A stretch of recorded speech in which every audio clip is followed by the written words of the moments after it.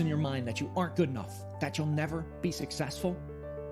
If so, you're not alone. I've had those thoughts playing in my mind ever since I took the leap to become an entrepreneur.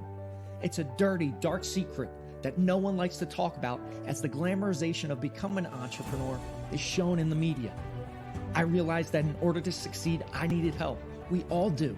So I decided to go all in on myself, spending thousands of hours in the trenches, reading, joining groups, listening to podcasts, hiring coaches to develop a bulletproof morning routine for success. Join me on my journey as together we build our morning fire to ignite our lives as entrepreneurs. My name is Jeff Wickersham, and this is the Morning Fire for Entrepreneurs podcast.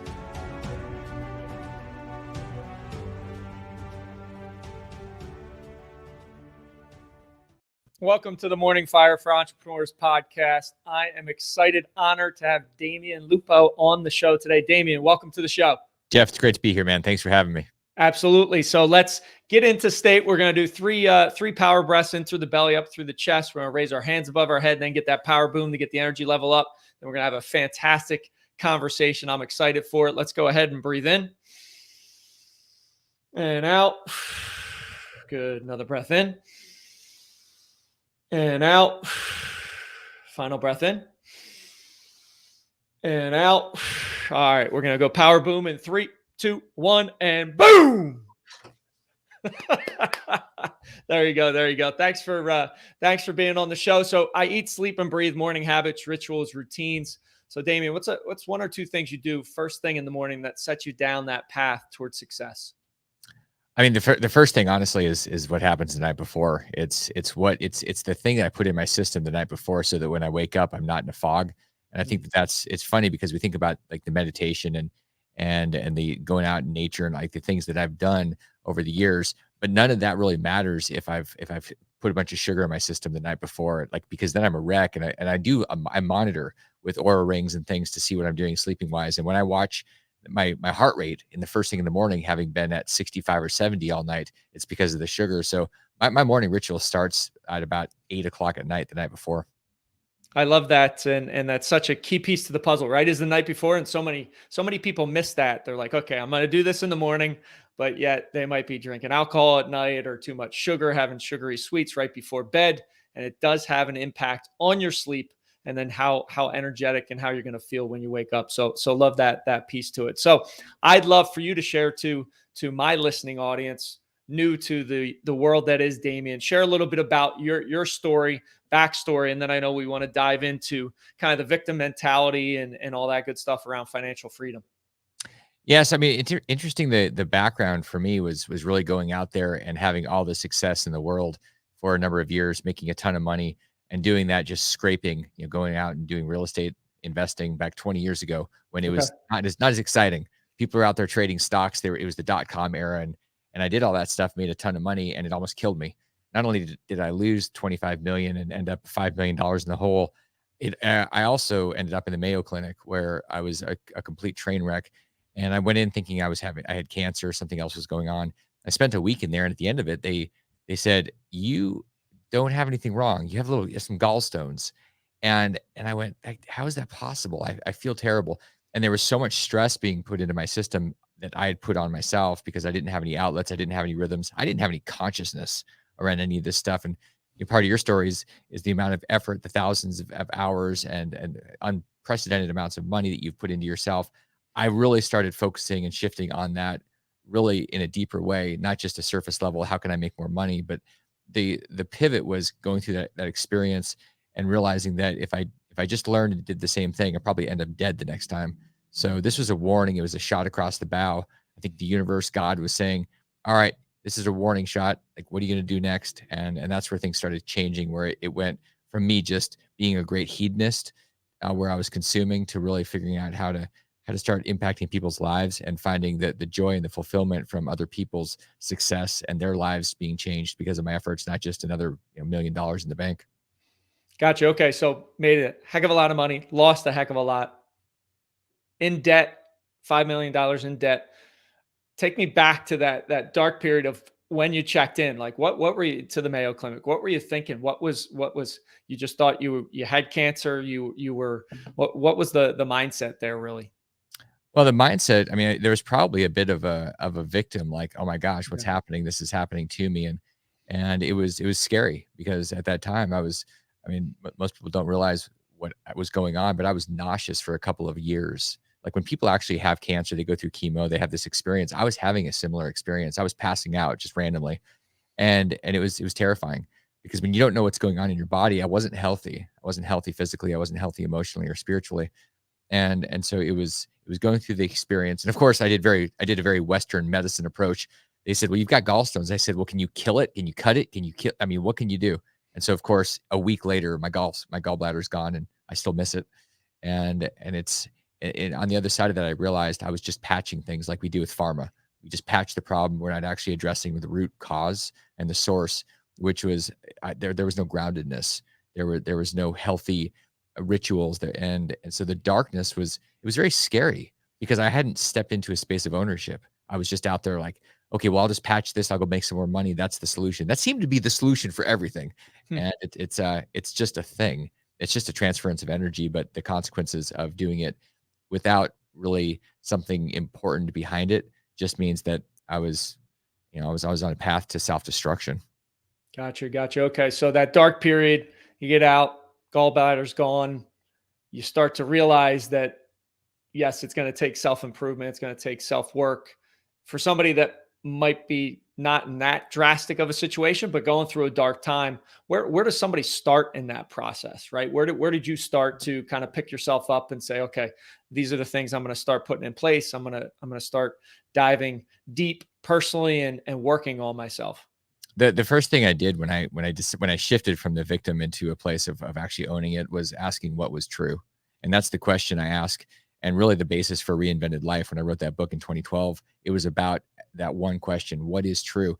I spent almost 2 years with a therapist in Okay. Texas, and we asked that one question week after week. And then I'd go home and I'd think about it and study it and write it. And all I was doing was peeling back layers to figure out what was actually going on at the deepest core. And that takes time to go, and that was really the process of figuring out who am I and what's the rest of my life all about? What have I learned? And why were all these things, why did they happen for me versus why did they happen to me? Very empowering question. Why did this happen for me? And it was that one question, what is true? And then really digging into it and not saying, well, the Obama administration screwed up my life or bad partner or the economy. It was like, well, Right. what is true is that I made decisions and those were based on values or lack of values. Like there was all these things that I was doing, and you can fix things once you own it. Yeah, and that victim mentality, I know you want to touch on how it holds us back, and it's so prevalent out there in society, right? That everybody kind of so many people play the victim. So explain, what do you mean by how it holds us back and how it was holding you back in your past? But the idea of the victim, there's always somebody else. It's somebody's fault, and whether it's your kids, they're holding you back. It's your parents. It's your upbringing. It's the economy. There, when you blame or you're justifying, there's a reason for things instead of there's a choice to make. You are totally disempowered. I watched that over the years, and I watch it with people. And at this point, it's actually really insulting for people to Jeff, I'll look at people when they come in and they'll start with, well, it was so, and I'm like, unless it's you, don't stop, just stop talking because you don't have any ability to change anything if it's about anybody other than you. And that's the thing that people don't get. Like you can't fix the economy. You can't change the president. You can change you every day starting right now. And it's like it's an immediate change. It's you don't have to wait for something. The worst thing that I hear people say is, well, I'll wait and see. Like, let's see what happens. And I go, "Yeah, are you just a victim? Like, are you planning to be a victim? Because you're definitely acting like a victim. And that's the big shift when you say, here's what's going to happen. It's the thing that I'm doing in my body, in my mind. It's happening right now. I'm taking action on it. It changes everything. Yeah, and that decision that they make, and there's so much power in the power of choice, and I feel like so many people are it's a world full of walking zombies, right? Where they're not making these decisions and these choices intentionally. They are making the decision, but they don't have an intention behind it that they know that they could do something different. And I it would be interesting to be a fly on the wall when somebody comes in and you actually talk. You probably shock them with that question or that statement when they kind of play the victim, I would assume, huh? Well, what's great is that people that are ready to take responsibility will breathe a sigh of relief that somebody's willing to just be real and Mhm. honest and direct, and there's no agenda other than the truth, and that's always the greatest agenda is the truth. So I find that when people are ready, they engage really fast, and if somebody's not ready, if they're wanting to defend victimness, then it's a pretty short conversation. I generally don't even engage because you can sense pretty quick if somebody's ready to take ownership, and sometimes there's a little tester.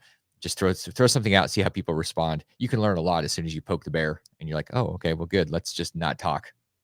Yeah, so true. And I know you want to dive into financial independence, and I love the name of your podcast, Financial Underdogs podcast. I mean, I just love the underdog mentality, right? And share a little bit about that topic, and let's dive into it. Yeah. Yeah, the FU podcast is really it's a middle finger against the conventional wisdom, against the Wall Street systems, against these things that we're told are the systems we're supposed to be a part of. And whether we're talking about Wall Street and investments, we're talking about the Federal Reserve and the fiat, basically a fake money system that's being used to manipulate and steal from the population. I just talk about these things that matter to people. One of the things that's really weird to me is watching all the yelling and arguing about politics, and people will get up in arms about social issues, which I understand are important, but then they don't talk about the things that impact them every single day. Like, people will get mad and yell about abortion and guns and all this, and yet that doesn't impact them the same way that money does every single day.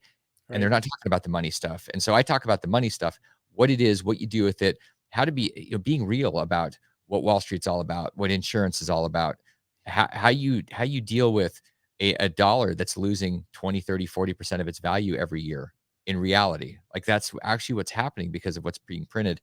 Those conversations are not part of, if you will even call it, mainstream media. I was listening to Joe Rogan talk about mainstream media, and he said, "I don't even know if this is mainstream. It's like corporate media." And so, like, this, our conversation right now, this is mainstream. This is like Main Street. Like, this is real. Right.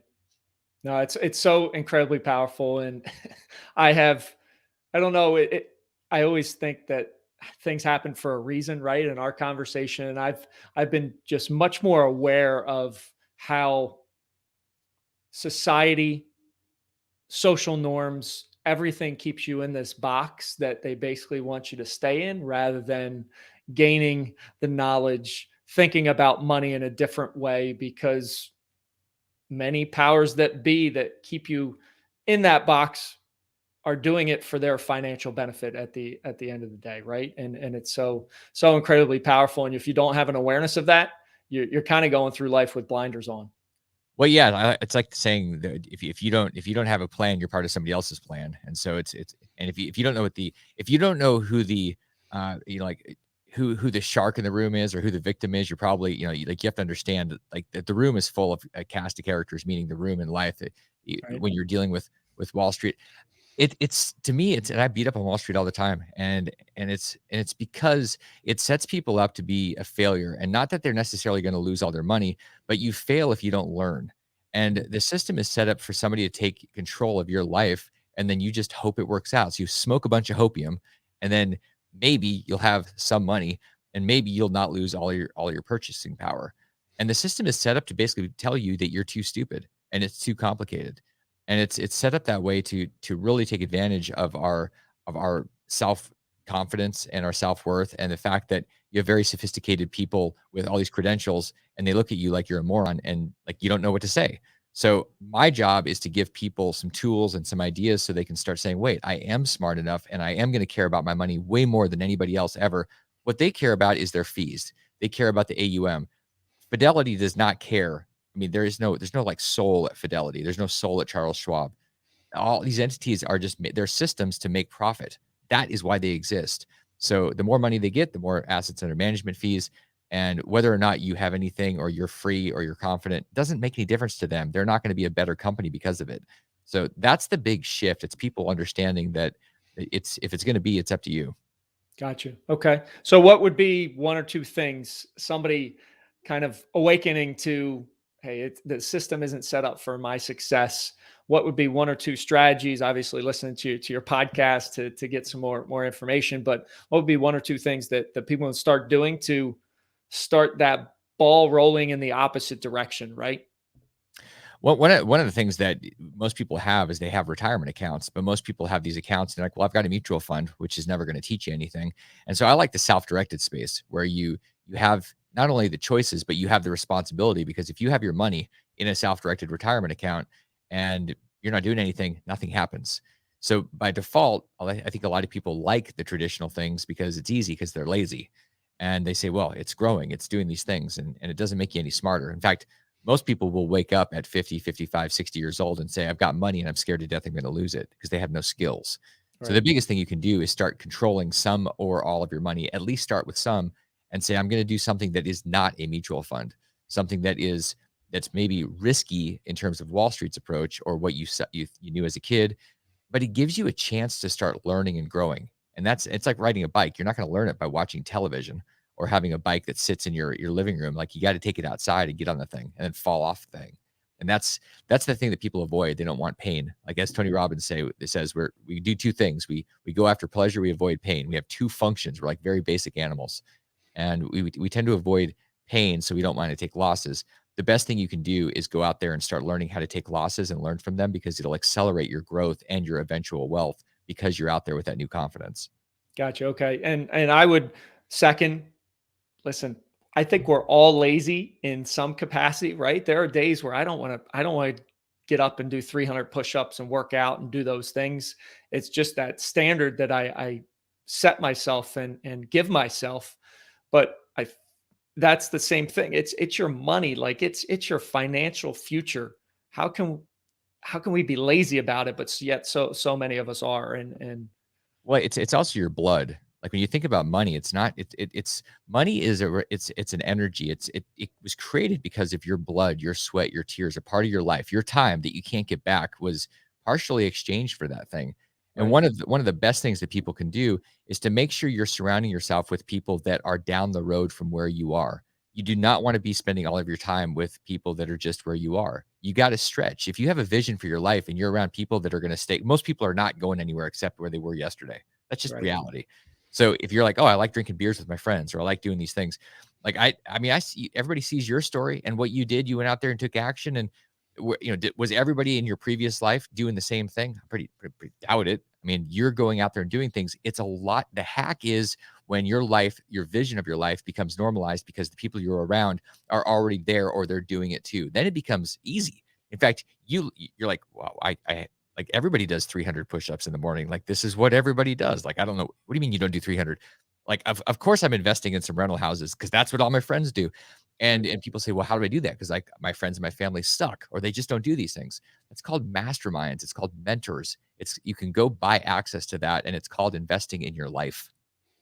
Yeah, it's so critical. And I will say, just creating my own mastermind this year and being surrounded by like-minded men who are on that same path. We're doing push-up challenges, we're doing burpee challenges, we're setting to that standard.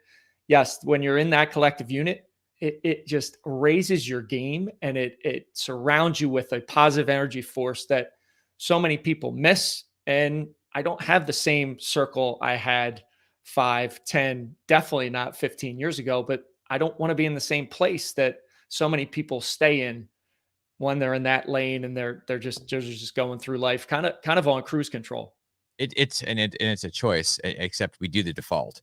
Like, Yeah. there's a law of entropy and there's a law of momentum, and we're going to tend to do what we've always done because it's easier than it takes a lot of energy to shift, even if it's 1 or 2 or 3 degrees. There is energy. Otherwise, momentum will take you the exact same direction that you've always been going. So, but the big energy is in your mind, and then once you've decided, that's the hard part. It's deciding. It's like, I've decided and committing to it. So my hat that says commitment, it's the honey badger way. It's being fearless, decisive, committed, and resilient. And that's what we all have to have. We have to have an inner honey badger that starts to drive us. And I love the commitment piece, because what I hear, and I'm so aware of language and how we speak. And when you hear somebody say, well, I'll try that, I know without a shadow of a doubt, they're more than likely not going to be successful, because it's not, I am going to do this. Right. And they're putting that vigor and that determination and that commitment in their words. They're backing it up with energy. And then it's so much more likely that they'll be successful rather than, I'll try this. Yeah. Good luck. You're just not going to get there. When I hear somebody say try, I say, so you're telling me you're not going to do it. That's what you're telling me, because you're telling yourself you're not going to do it, because you're giving yourself the excuse, well, I tried, which means you weren't serious. I hate the word tries. Like probably the word I hate more than anything. I'll try. Just stop talking and go back to your life. Go get some bonbons and watch some Netflix. Like, what are you doing? Why are you bothering wasting the energy even trying to convince me that you're pretending? Like, I know you're not serious. When you say I'll go do it, does that mean that you're going to go and fail and your life's a disaster? No. If you go do it, you commit to it, and then you fall on your face, guess what? You actually learn. But when you try, it means you're not actually going out there to do it. You're going out there to it's like you're going to have some surface level example of, hey, look, see, I know it didn't work out, but I tried. Like that, to me, that's embarrassing. Everybody that tries something should be embarrassed. Go do it. It's like Yoda, right, Jeff? It's It do or is. do not. There's no freaking try. That is so true. And I hate the word as well. And I'll usually, when I'm in a conversation with someone and if it's in the coaching space, ask them if I can give them some positive, helpful feedback. They say yes. I said, listen, yeah, I heard you use the word try 5 times. You have to eliminate that from your vocabulary or you're not going to get there. Right. And it's just, it's giving yourself an out. And so many people want one foot in the boat, one foot on the island. And as Tony Robbins says, right, burn those boats, no going back. Then you'll be successful. Or if you not, you fall on your face, you'll get back up, you'll learn, and you'll do it again. Yeah, I'll tell you what, man. Like a lot of people, we have a primal instinct about this idea that we're going to be dead if we make a mistake. We know that if you make half wrong, then you're getting thrown out of school and then you're ostracized. We also happen to think that we're going to be eaten by things. And I can tell you that there's really only 2 places where that's going to happen. I've been in both. I grew up in Alaska and I had to dodge polar bears literally so they wouldn't eat me when I was working. That's a fact. That is a real deal where you're afraid. And in Africa, where if you go out and try to take a picture with a lion cub, they will eat you. Lady before me on a safari got eaten by, or at least torn to shreds and killed by a lion. Other than that, like nothing is going to eat you. But people are like, oh my gosh, if I make a mistake, lose money, I look stupid. Like, okay, that's, yeah, looking stupid. And nobody really cares because they're so obsessed about their own stuff and they're watching Facebook all the time. Like, what are you actually worried about? Like, nothing's going to eat you. But people think at some primal level that they're going to be eaten by their mistakes. Right. Right. We've evolved as a species, but our caveman brains have not, and that keeps us stuck and in our safe, very comfortable, but pretty much unhappy place that so many people live in. So Damion, where can people find you? Where can they grab the podcast, all that good stuff? Financialundderdogs.com. It's on all the different things, the Apple, iTunes, like all the places you listen to podcasts. We're there, and you just, listen every week. I've got stuff that goes out and it will shake you, rattle you, make you think, probably make you cringe sometimes. But the reality is we need more truth, and not like the filtered social media, like, hey, this is true news, like real raw, like real people saying, here's what I see, here's what I think. And that's what you're going to hear from me every week. Love it, man. Thank you. Thank you so much for being on the show. Appreciate you having me. Thanks, Jeff. Yep. You got it. Thanks for listening. Have an amazing day. Rise, fight, love, repeat. Get after it. And I'll talk to you soon.